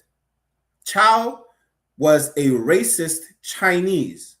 Just like that racist woman right there. I don't care if she's Chinese, she looks Filipino, it don't matter. They all hate us. You know what happened? Instead of focusing on how we raise our kids, you should focus on how you raise your kids. You know, you rat eater. You should focus on how you raise your kids, because if you raise your sons right, they will not try to transition into ladyboys to satisfy the deviant lust of old white men in Thailand. That's what happens. Asian boys become transgenders. They call themselves ladyboys in Thailand, and they satisfy the sexual deviant desire of old white men. If you raise your boys right, they will not be ladyboys. If you raise your daughters right, they will not be prostitutes in Cambodia or Vietnam or wherever the hell you from. You understand? Focus on your kids, because we're going to focus on ours. We're going to let our kids know that we should never integrated with a people that hate us. We should have never watched for a nation that could not save us. We're going back to the lost. We let them know that we are the true biblical Jews of antiquity. We are the Israelites. And as the law says, let's get back to the law, right? Leviticus, what was it again? Leviticus 20 and 7. Leviticus chapter 20, verse 7. Right? Salaki, we're almost done. Leviticus 20 and 7 says this. Sanctify yourselves, therefore, meaning make yourselves holy. Make yourselves separate. That's what it means to sanctify yourselves, to render holy. Holy means what? The Hebrew word for holy is kodash, meaning to be separate, segregated. You're not to mingle with all these other nations. It's a sin to do so. Keep reading. And be ye holy. It reiterates itself. Be ye holy, for I am the Lord your God. Possessive adjective, meaning he is our God, no one else. You understand? Let me give a few more precepts before we end the class. Let's go to Joel chapter 2, verse 27, just to show that he is only the God of the children of Israel and no one else. Which shows, sidebar, it shows what? That the God of the Bible and the God of the Quran is not the same. The God of the Quran is for everybody. The God of the Bible is for the Israelites only. Joel chapter 2, verse 27 says, and ye shall know that I am in the midst, meaning I am among, I am in the middle of them. I am in the midst of Israel. And that I am the Lord your God, possessive, and none else, meaning he's the God of the children of Israel only and no one else. He is the power. God means power, the authority. He is the power of the children of Israel and no one else. And my people shall never be ashamed. You understand? It's time for us to gather together. Let's get that real quick. It's time for us to gather together, man. Like, we're about to be in some perilous times. We're about to be oppressed more than ever. You know, all these prophecies about famines coming to pass will happen. And who you're going to rely on? The white man again. He want to cut off the food stamps. He want to cut off welfare. He want to cut off any assistance that he's been giving you. Who are you going to rely on? You're going to have to rely on one another, man. You know. Donald Trump fired how many black women? Well, what do you mean? Donald Trump fired so many black women, right? A lot of black women who are told you don't need a man. They all got fired. They all got fired. Just to realize maybe now they need a man. What's her name? Vivica Fox says she has a hard time. What is she, 52, 54 years old? She has a hard time finding a man. She divorced her man as a quote-unquote successful black woman. You know, Vivica Fox is an amazing actress, they're going to say, right? She made some money. You understand? She divorced her man because he was making less money than she did. We covered that in the class, a couple months ago, about a Proverbs 31 woman would never divorce. And that's a fact. Why? Because a Proverbs 31 woman, it says at the end of the chapter, she fears the Lord. No woman can leave her man. You understand? Now, she's not special. She's not a special case. She was indoctrinated, just like a lot of black Latinas and Native, to leave their man for whatever reason, especially for money. Because y'all made to worship money. That's how everybody worships money. You understand? You look at the white man, you say he's successful because he has money, not knowing that he's stealing everything. Imagine that. You worship the white man because he has money, but he's stealing everything. He don't make money. He steals money. He steals riches. He steals wealth. He acquire women by, I don't know if I can say that, raping them. He acquired, don't make me start the children. He acquired children, but he traffics children to the Epstein's Island, and he eats them and do the unthinkable. You know, that's our oppressor. That's who you worship because of his money. You understand? But real quick, let's get Zephaniah 2 and 1, right? It says, Zephaniah chapter 2, verse 1, gather yourselves together. Yea, gather together. Again, it's like sanctify yourselves and be ye holy. It says it twice. The Lord knows you're a stubborn people. The Lord knows you're stiff neck. You're hard headed. You have to be told twice to be holy. You have to be told twice to gather together. O nation not desired. Who's not desired? I know it's not the Palestinian refugees. I know it's not the Afghani refugees, because I never heard about Mexican refugees. I heard about Mexican deportees. I heard about that. I heard about, stealing more land from the natives. I heard about that. I heard about deporting Haitians. Yeah, I heard about that too. I didn't hear about Haitian refugees. Haitians are denied refugee status. Jamaican, good night. Jamaican and Trinidad, don't make me start. It's a war zone out here. They're denied refugee status. You know who's not denied refugee status? The sleeper cells. The Asian sleeper cells, the Ukrainian sleeper cells, the Iranian sleeper cells, some Irani cat, or no, Lebanese cat. He's seen his family unalived on TV. He took his car somewhere in Michigan. I don't think it's in Detroit. He rammed his car into a synagogue. I was like, damn. Yeah, they don't talk. Listen, they don't just talk the talk, they walk the walk. Just know that Ishmael is a wild man. That's the Bible says it. What do you mean you're just gonna witness his father being bombarded by Israelis, devils, and then he's not gonna do nothing about it? Yeah, they're gonna do something about it. The point is this: Blacks, Latinos, and Native Americans are that nation not desired. You understand? That's the point. It tells you to gather together. You're going to have seen multiple examples on how you need, but you have not just you have no choice but to gather together. It's not a choice. It's not up for discussion or nothing. We are, talking about civil wars, world wars, race war. You've been at war since 1492. You've been at war since the Roman Empire. You've been at war with every single nation because they put a hand on your people. The Lord of hosts, his people, it says the nation touched the apple of his eye, the most precious thing. The Lord has a favorite flower. The Lord has a favorite river. He has a favorite bird, the dove. But he also has a favorite people. You understand? You know how we belong to him? Like, that's why he refers to the nation of Israel as a wife, because just like a wife belongs to her husband, that's his possession. We belong to him. We are his children, just like the children is something precious to a father. We belong to him. We're precious to him. You understand? Let me get it real quick. The apple of his eye is in Zechariah. Imagine that. The Lord is going to start a world war just for you. What do you mean? Damn. Zechariah 2 and 8. Read these precepts real quick before we end the class. Zechariah chapter 2 verse 8. For thus said the Lord of hosts, the Lord, which is a man of war. You can find it in Exodus 50:3. That's what a host means. A host is an army.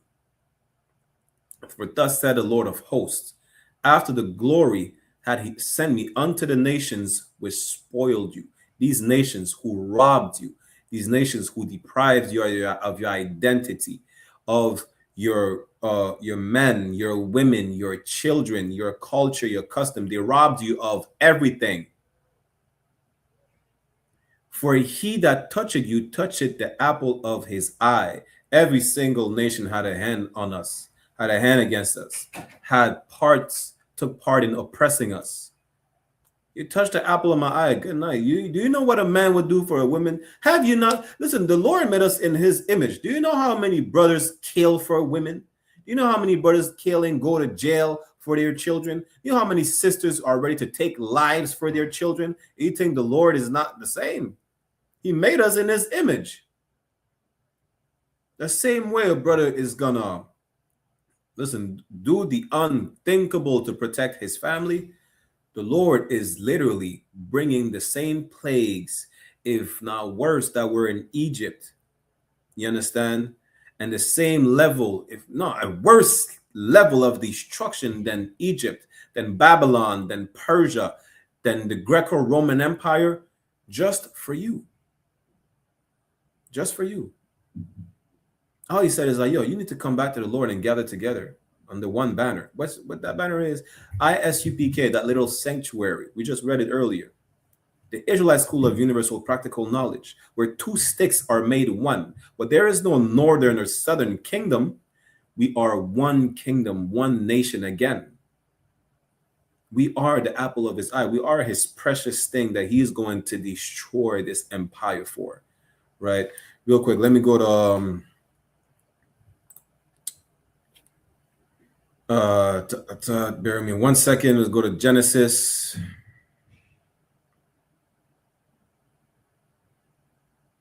Where is it? I think Genesis is 47. Yeah, Genesis 47, start at verse 15 for time's sake. Again, any questions, comments, put in the chat. Y'all click on the sign in link. I forgot to put a sign in link and put it there. Sign in and sign out link, right? In the chat.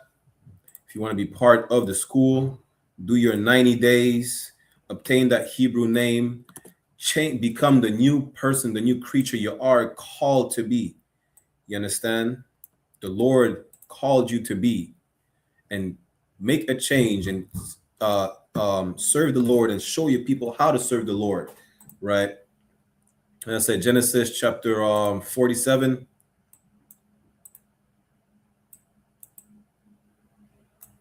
Genesis chapter 47. Yeah, let's start at verse 15 for time's sake.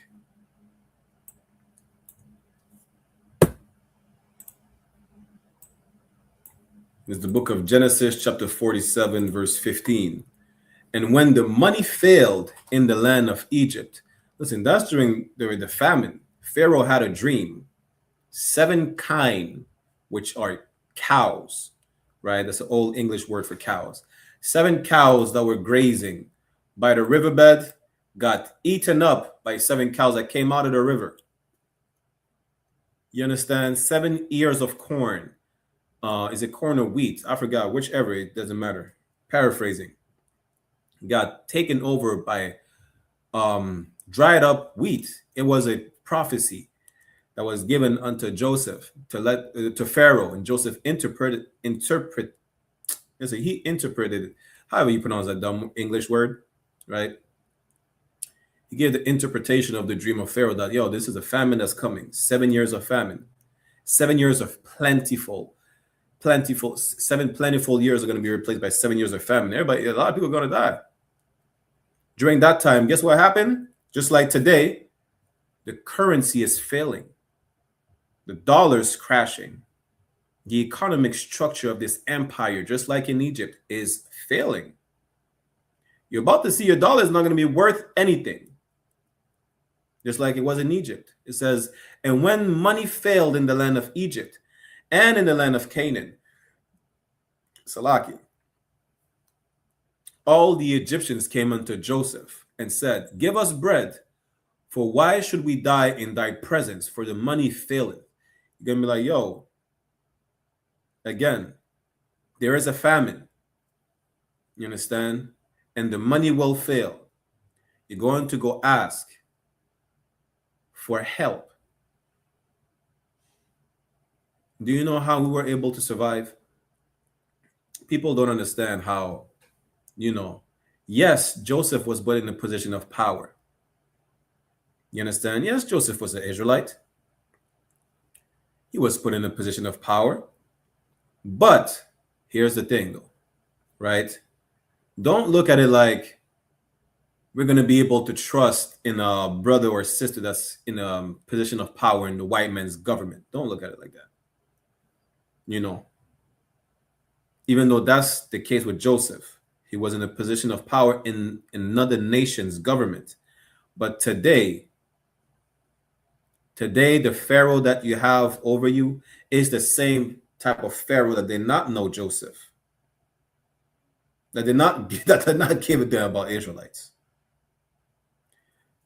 Food will be controlling the people. But that's not even where you want to get it at, because that's at the time. Let's read it again. And when money failed in the land of Egypt and in the land of Canaan, all the Egyptians came unto Joseph and said, Give us bread, for why should we die in thy presence? For the money failed. Listen, the economy is collapsing. But let's keep reading, right? Economy, just like in Egypt, will collapse. And it's collapsing right now. We're about to be in the same damn time of Genesis 47 and 15. In a minute, probably tomorrow, yesterday, tonight. Verse 16, and Joseph said, Give your cattle, and I will give you for your cattle. If money fail, you're going to have to start giving your goods, because the money will fail. A lot of people are like, they're going to sell everything. Let's go to Ecclesiastes, 2nd Esdras real quick for time's sake, right? The point is, I'm just making long story short. You're going to have to give your goods. If you read on down, people start selling houses, their pieces of land. Why? Because they're starving and they need to feed themselves. All your riches won't matter. Your chain won't matter. You're going to have to go pawn your chain, pawn your Cadillac, pawn your cars, and nobody's going to want to buy that. It's too expensive. What matters is going to be able to start feeding our people. We're going to have to realize, just like we had to rely on Joseph, we had to rely on one another to survive back then, we're going to have to rely on one another to survive today. You understand? I say 2nd Esdras chapter 15, because in those times, this is the time that we're about to be in again, right? Which is going to be even worse. Why? Because in the time that we're in, this is what you will see will happen when the money fails. When not only the money fails, but when you have either nothing to give up for money, no cattle, no goods to exchange for food to feed your family. This is exactly what will happen. As economy collapses, as the governmental structure collapses, as society collapses in general, because our present empire is falling apart to never rise again. This is exactly what will happen, right? 2nd Esdras chapter 15, verse 16. We're going to go a bit quick because we're running out of time. Just like the oppressed, it's a lot. 2nd Esdras 15 and 16. For there shall be sedition among men. Sedition is like riot, uprisings, and invading one another. They shall not regard their kings nor princes. There's going to be a time when nobody's going to regard the authority. I think you already seen that. You remember when they unalived the little Arab kid in France? They literally rammed a car in the mayor's house, the mayor's office. They rioted. They burned down France. They're burning down France right now for a football game. Donald Trump got shot in the ear. Charlie Kirk got unalived like a deer in the neck. That's when it's talking about they shall not regard their kings nor princes. Nobody's going to give a damn about whatever authority is in place at the time. There's going to be a time where, like I said earlier, you think it's, y'all going to be badasses because you're going to try and take a life, and there's not going to be authority to enact judgment or consequences to the act that you commit. You're not ready for to see your loved one dying of hunger. And because of that, you're going to take actions in your own hands to make sure your family feeds itself. And that's why it's so important for us to gather together in the I.S.U.P.K. Why? Because we have a moral code which will prevent us from committing any such atrocious act. We will not be unaliving one another. We will not be stealing from one another. Everybody will be fed. But there is no brotherhood outside the I.S.U.P.K. And you think there is. And because you thought there was, Carmelo Anthony got 35 years. Because you thought there was, individuals like Chow are able to set up shop in our neighborhoods. Let's keep reading. And the course of their actions shall stand in their power. Again, listen, people are going to take action in their own hands. You understand? Matters in their own hands. Verse 17. A man shall desire to go into a city and shall not be able to. It shall not be able. You understand? You're gonna not just imagine during COVID, the first wave of COVID, not everybody was able to travel, right? Imagine that. In Montreal, we're not even able to travel to Toronto, which is just like what, 4 or 5 hours away by car. Now imagine a apocalyptic scenario. Go watch the movie. What's it called again? Greenland. Watch the Greenland, the first movie. Watch the second one. Imagine that. That's exactly the stage that is being set in order for us to be free from captivity. You're going to have to rely on one another that is in your zone. All these Mexicans that you say you hate, you're going to have to rely on them. All those black people you say, are criminals or whatnot, you're going to have to rely on one another. But you're only able to rely on each other by coming into the school. You're going to try to rely on one another outside the school, which is still beautiful nonetheless, but you don't know true brotherhood. You're going to steal from one another. You're going to try and sleep with one another's wife. You're going to try and, get rid of some mouths to feed. That's what you're going to try to do. In the I.S.U.P.K, everybody will be fed. Everybody will be protected. All men, women, children, boys, and girls will be protected and fed. You understand? Let's keep reading a bit more. Verse 18. For because of their pride, the cities shall be troubled. The houses shall be destroyed, and men shall be afraid. Listen, going back to the first thing we spoke about in the class, you sisters are going to realize you're going to need a man in the house. A man of the Lord. You understand? A man that will not prostitute you for a bag of rice. You're going to need that type of man that will lay down his life for you and the children. You're going to realize that the hard way. And that's a sad thing for you to have to realize that the hard way. So you go down to verse 19. Salaki. 2nd Esdras chapter 15, verse 19. Then we'll end the class. A man shall have no pity upon his neighbor. You're not going to give a damn. You're going to go steal from one another. You can't feed. Listen, the money will feel like in Egypt. You will sell your goods. You don't have cattle. You will sell your car. You will sell your house. You will sell a piece of land to get some food. It's going to come to a point you have nothing to offer no more. And what will happen then? 2nd Esdras 15 and 19. A man shall have no pity upon his neighbors. Even if you gather together outside the I.S.U.P.K, which would be a beautiful thing, but you have no brotherhood, you have no moral code, you're still going to act the way the oppressor taught you to act. What will happen then? A man shall have no pity upon his neighbor. You're going to want to unalive one another at some point to either satisfy your lust or your hunger. You're going to get rid of some mouths to feed. That's what you're going to do.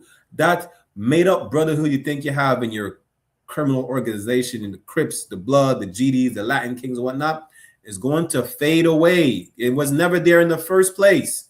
There is no brotherhood outside the Israelite school of universal practical knowledge. Let's finish that verse. 2nd Esdras 15 and 19. A man shall have no pity upon his neighbor, but shall destroy their houses with the sword and spoil their goods. What we just read earlier. You cannot spoil a man's house or his goods unless you bind the strong man first. Sisters, you're going to need that strong man in your house to protect you and the children. When there is no hedge, the possession is spoiled. We read that in the beginning of the first half of the class. In order for the family to be protected, they need a strong man.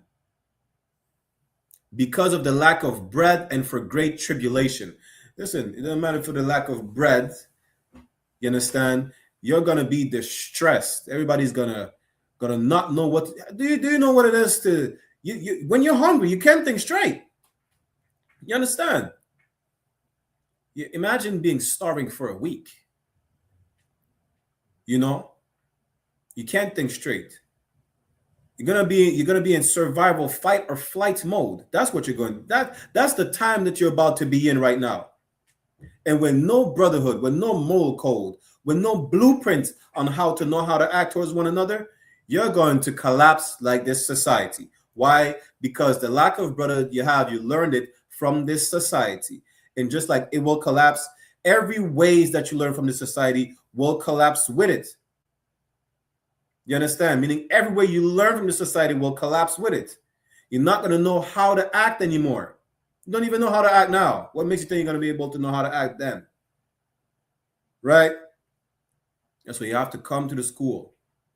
Gathered together, O nation not desired. In that little sanctuary where we are dispersed, where we are scattered, so-called blacks, Latinos, and native only have one hope. And that hope is only found throughout this Bible. This is our blueprint to get out of captivity. Brotherhood. Knowing our identity. This is how we fix our families. We fix our marriages. We fix the beef we had within neighborhood, within communities, black and brown and native, or whatever issues we have. It's in that blueprint is the Bible. And you're gonna find the hard way. We just read it, seditions. What did we just finished reading 2nd Ezra 15 and 19. You're gonna rob from one another. You're gonna kill one another because you don't know how to act. You understand? And y'all are not ready to see a loved one die out of hunger. Y'all are not ready to see. Y'all not ready for the days of tribulations that are about to befall upon us. And to make sure you're ready, you contact these numbers. You look for I.S.U.P.K in your zone. You come to class. You shed yourself of the world. If you're a young man, you put in all black. You understand? If you're a sister, you cover your head. You understand? With that, we're going to end the class right here. I'm Priest and Officer 500 Barak Yala of the I.S.U.P.K, the Israelite School of Universal Practical Knowledge, started at 1 West 125th Street, Harlem, New York, under Commandant General YAHANNA. We're going to get a security announcements, end the class, conclude the class, and y'all make sure you tune into John Mahaiman's scripture breakdown class. Will start right now on 1 West I.S.U.P.K online classes. Bring all your questions. You understand? Get all your questions answered. Get the solutions to all the problems that you face in your life on a daily basis. With that, we'll see you next week. Will be the class in French. Probably see you the week after. That say Shalom, Yahweh Bahashem Yahushua Brakatham to all the brothers, and Yahweh Shamar Alatham Bahashem Yahushua to all the sisters. We'll get security announcements. We'll end the class. The water Israel.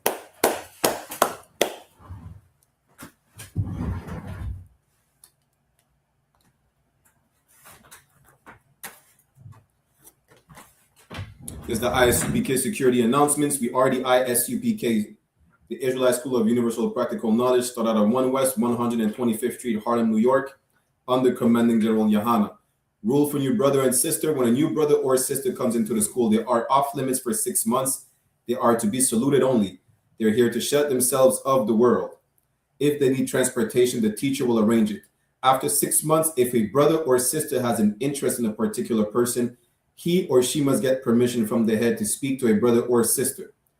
There is another 6 months in which the brother and sister will court each other. After the 6 months period, the brother and sister will get permission from the head to marry. Tithes, which is a commandment. Numbers chapter 18, verse 21, and Malachi chapter 3, verse 8 to 10, which means tenth in the Hebrew, ma'ashara. 10% of every penny of any increase the Lord gives you. Give to the treasury department or teacher. Priest fund, free will offering for priests, not mandatory, whatsoever amount you would like. Upcoming holy convocation. The next upcoming holy convocation will be the memorial of blowing of trumpets, which would be the first day of the 7th month, Friday, September 11th, 2026. You can read more about it in the book of Leviticus, chapter 23, verse 24 to 25. Reminder to all Akim Wakwathian, reminder to all brothers and sisters to check the bulletin board in the hallway of their school if they have a physical zone, a physical building, Salaki. And if any brother wants to be a trooper in the school, to start wearing all black boots, shirt, pants, headband, and scarf. With that, so we'll give a courtesy salute to the brothers and a courtesy salute to the sisters. Minavijal Imajim, which means to stand. We'll give a courtesy salute to the brothers. Minavijal Imajim Shabbat.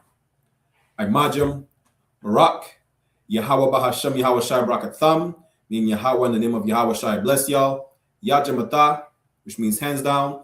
Sar, which means to turn it for the sisters. If you have any in your presence, we'll give them a courtesy salute as well. Minavijal Imajim Shabbat. Imajim, Barak. Yahweh Shamar Alatan Bahashem Yahweh Shai, and Yahweh watch over y'all in the name of Yahweh Shai. Yajamata means hands down, class dismissed. The water Israel.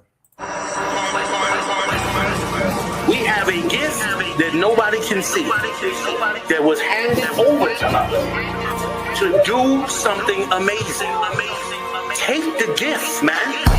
Take the gift. a gift, man. And let the Most High work in you to do something you have never believed. I ain't even impressed what you expect. You see this shit? Hold on, there's one West on my chest. One West world. That's it. Fuck a street code, let a priest love. No stain, great Dane with the leash off. I ain't nothing of this world, I need a respawn. I just know they wish that I would stop, but I keep going. These fringes on my calf like a tube sock. I used to stuff the loose ones in my shoebox. And we came a long way from the curbside. Now we looking from the top from a bird eye. And I can't leave my brother on the battlefield. Lord, let the hell rain, we gon' see who real. And you know they gon' hate when they see a plate. So imagine what they doing for $250,000. And we really the only ones going to war. You niggas just be talking like y'all won the war. I made love to this truth and there's no divorce. My Spanish mommy call me Poppy like a corner store. Let me show you how to do it. City living by the word, I think it's time he proved. I think you better use your head before you fucking lose it. And save the acting for the camera, this is not a movie. I pray to God I don't fall off. I ain't nothing like y'all. Niggas think they slime, cut their head off a python. Blame me for my outlook, never counted the lookouts. The world said I wasn't shit, but look how I turned out. Not so bad, huh? Why you mad, huh? We go hard, but go harder for the have-not. Listen, when that oil hit your leg, then you can't stop. Your feet better hit the ground running, this shit bedrock. Man, we tried to put him on, but he sleep. Waking up the people, that's the job for a priest. Hopped out the wheel, fringes swinging like a pendulum. You heard of the tribes, where the fuck you think they get it from? Look, I'm a soldier, get the order, then I get it done. Got some big shit to split the water, make these niggas run. Why you hurt? If I told the truth, then I showed you love. Let me prove it, wanna move right, let me show you how to do it. Let me show you how to do it. City living by the word, I think it's time he proved. I think you better use your head before you fucking lose it. And save the acting for the camera, this is not a movie. Don't step over the line though. Everybody, anybody, it's up for everybody. And that's not even, I got bigger fish to fry. I got people to say. I ain't even on a rap, so I already beat the rap shit.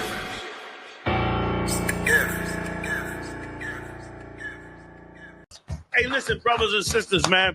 If you like what you hear, hit the subscribe button, man. Subscribe to this channel.